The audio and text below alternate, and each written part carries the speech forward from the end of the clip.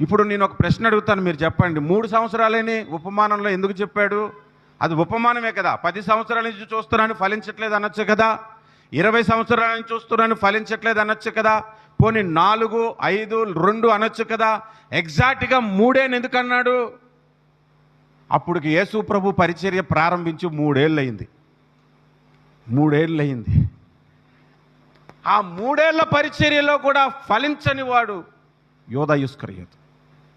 చాలా కాలముగా పరిచర్య జరుగుతున్న ఫలభరితము లేకుండా ఉండి, ప్రేమ లేకుండా ఉండి, దేవుణ్ణి ప్రేమించకుండా ఉండి, దేవుని సేవకుని ప్రేమించకుండా ఉండి, విశ్వాసులను కూడా ప్రేమించకుండా ఉంటే ఒక పనికి రాని తీగగా దేవుడు దానిని ఎంచి తీసి పక్కన పడేస్తాడు.